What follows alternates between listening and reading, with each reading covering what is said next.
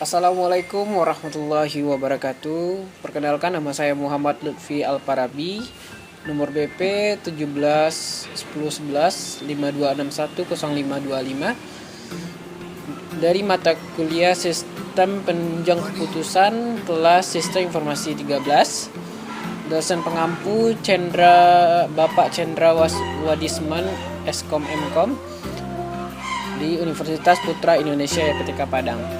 Nah, kali ini saya akan membuat video tentang contoh pemakaian metode SAW dari jurnal tugas yang telah saya kirimkan ke Bapak. Baiklah, mari sama-sama kita saksikan, ini dia.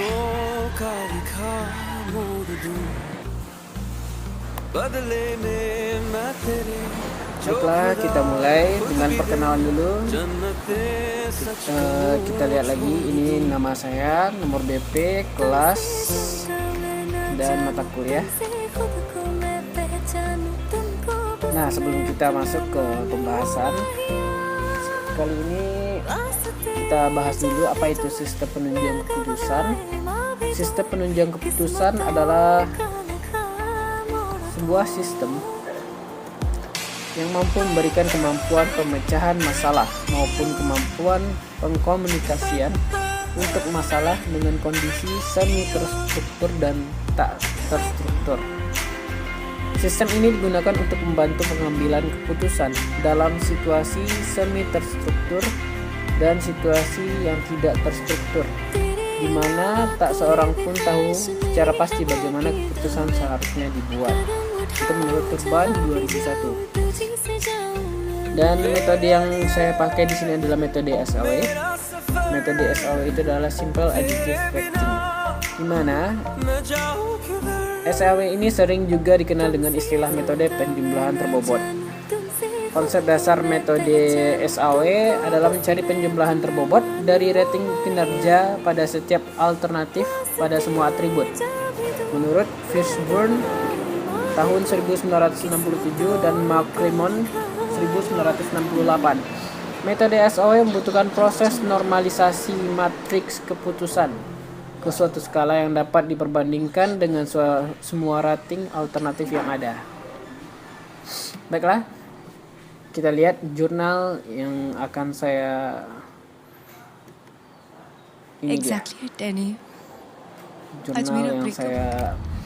Jurnal yang saya temukan yaitu sistem pendukung keputusan untuk rekomendasi kelulusan sidang skripsi menggunakan HHP Topsys. Tapi di sini saya coba untuk memasukkan sistem tersebut ke dalam metode SAW. Kita lihat.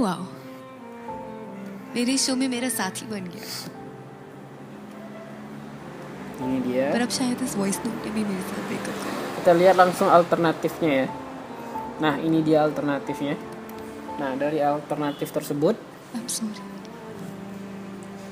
saya akan menyalinnya kepada metode SAW. Kita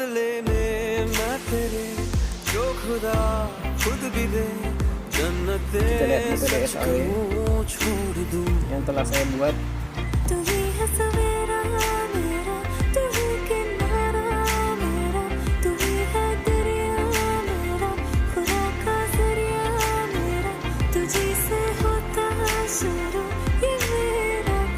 Nah, ini dia. Tabel pertama berisikan kriteria.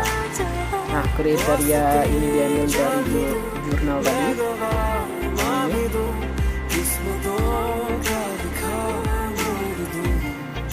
Bab tulisan C1, kerapian C2, tata krama C3, penguasaan bahan C4, dan penyampaian materi C5. Dan bobot ini saya tentukan dari ini juga, dimana bab tulisan C1, C2, C3, C1 sedikit lebih penting dari C2, C3, dan C5. Nah, dari aturan di sini saya ambil bobot seperti ini, bobot nilai seperti ini. bab tulisan bobot 20, kerapian bobot 12, tata krama bobot 12, penguasaan bahan bobot 44, penyampaian materi bobot 12. Jadi jumlah bobot adalah 100. Nah, di sini atribut yaitu benefit, dimana B ini adalah benefit, dan kalau ada C itu adalah cost. Dimana benefit adalah bobot atau nilai yang tertinggi, itu yang dikalkulasikan, maksudkan itu yang diperhatikan. Dan jika cost adalah nilai yang terendah, itu yang akan diperhatikan. Jadi di sini kalau sesuai kriteria, saya dapat menyimpulkan atributnya adalah benefit semua. Kenapa? Karena bab tulisan jika bab itu semakin, maksudnya tulisan dan semakin bagus, maka bobotnya akan semakin bagus gitu. Sama dengan kerapian, tata krama, penguasaan bahan, penyampaian materi. Jadi tabel 1 ini adalah kriteria. Oke. Lalu masuk ke tabel 2. Nah, sebelum itu tabel-tabel ini adalah cara penggunaan metode SAW ya. Ada 4 tabel nanti. Yang pertama yaitu tabel kriteria, lalu kedua rating kecocokan. Tabel rating kecocokan. Nah, dimana di tabel rating kecocokan ini memasukkan poin-poin yang telah diberikan oleh dosen kepada mahasiswa yang saat berlangsung sidang skripsi. Di sini ada Hadi Prayetno, Iswar Ahmad, Harley Aprana, Wiwi Sri Astuti, Wendy Surya Dharma, Sahat Magandi, Siregar, Windah Sahalim, Riki Winanjaya, dan Sam Aryamin. Nah, yang C1, C2, C3, C4 ini dari kriteria ini. Ini ada keterangannya. Oke. Dan nilai-nilai ini adalah nilai-nilai dari hasil yang diambil dari dosen tinggi dari jurnal ini. Bisa lihat. Nah, ini dia. Alternatif. Saya ambil dari ini. Nah, ini adalah tabel rating kecocokan nilai dari C1, C2, C3, C4, C5. Lalu selanjutnya yaitu menuju tabel ketiga, yaitu normalisasi, dimana dari tabel 2, poin-poin dari tabel 2 akan dinormalisasikan menjadi hanya angka-angka saja, jadi bisa dikalkulasikan.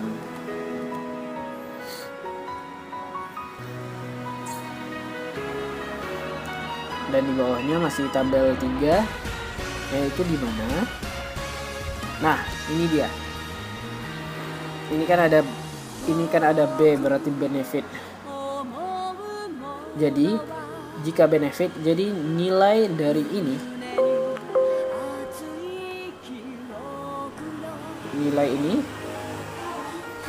kita cari yang paling tinggi. Nilai yang paling tinggi adalah 18. Jadi kita buat rumusnya di sini. Yang 18 ini dibagi dengan 18. Maksudnya di sini nilai dari C1 dari Hadi Prayetno dibagi dari nilai yang paling tinggi dari keseluruhan atau keseluruhan C1 mahasiswa. Di sini kan kita lihat nilai paling tinggi adalah 18 ya. Jadi 18 dibagi dengan 18. Nah, di sini Iswar, untuk mencari nilai Iswar yaitu nilai benefitnya yaitu 15 dibagi dengan 18. Di sini sudah saya buat rumus Excelnya, si 8 bagi 18. Jadi keseluruhan ini, nilai ini dibagi 18. Di C2 juga sama. Kita cari nilai tertinggi. Nilai tertinggi di sini adalah 10. Jadi semua angka di sini satu persatu dibagi dengan 10. Ini dia hasilnya. Juga sama dengan C3, angka paling tinggi 10, semuanya dibagi dengan 10. Dan C4, nilai paling tinggi di sini adalah 41. Jadi keseluruhan atau satu persatu kita bagi dengan 41. Nah, ini rumus yang sudah saya buat di Excel. Nah, ini kenapa tidak ada? Ini kenapa 0? Saya lihat datanya, kemungkinan belum melakukan sidang skripsi.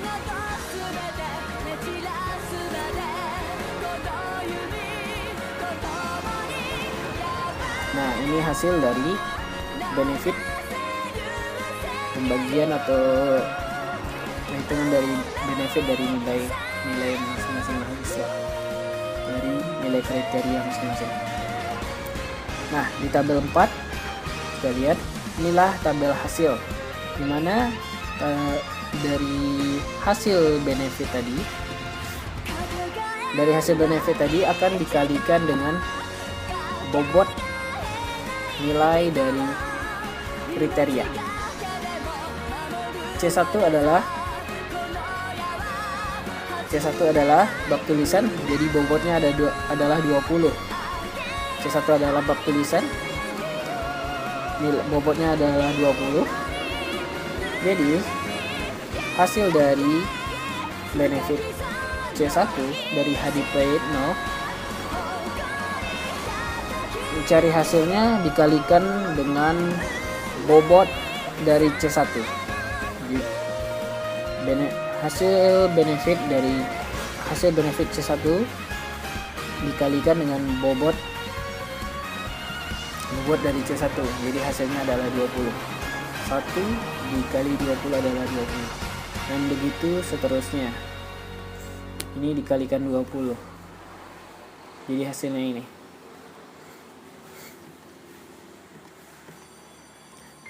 Kalau C2 dikalikan dengan bobotnya yaitu 12. Kita lihat. Kerapian C2 bobotnya adalah 12. Jadi hasil benefit dari C2 dikalikan dengan 12, jadi hasilnya segini. Ini hasilnya. Begitu juga dengan C3, bobotnya adalah 12. Kita lihat ini 12. Hasil dari benefit ini dikalikan dengan 12. C4 bobotnya adalah 44. Ini 44. Maka dari hasil benefit ini kita kalikan dengan 44.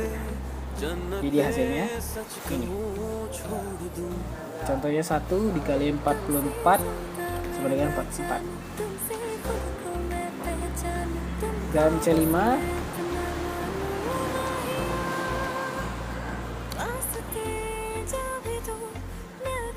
C5 juga begitu, dikalikan dengan 12, bobot dari C5. Hasil benefit tadi dikalikan dengan 12. Dan ini total hasil dari C1, C2, C3 dari satu mahasiswa. Ini juga, ini total hasil. Nah, dari total hasil tersebut kita akan mengetahui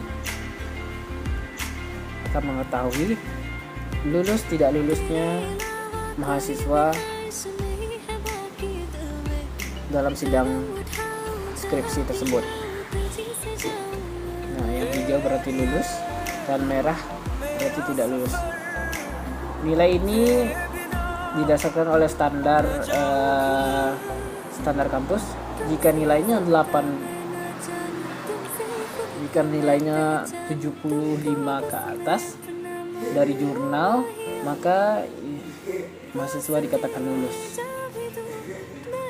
Ingat, ini sistem penunjang keputusan metode SAO ini bukan untuk mengambil keputusan, tapi untuk membantu si pengambil keputusan untuk mengambil keputusan. Hanya membantu, bukan mengambil keputusan. Nah, dari hasil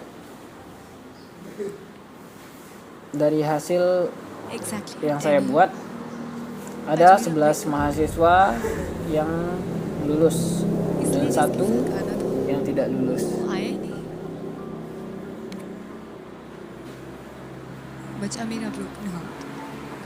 Nah, jadi itulah metode penjelasan tentang metode SAO yang saya pakai. Semoga bermanfaat. Saya tutup dengan Assalamualaikum warahmatullahi wabarakatuh.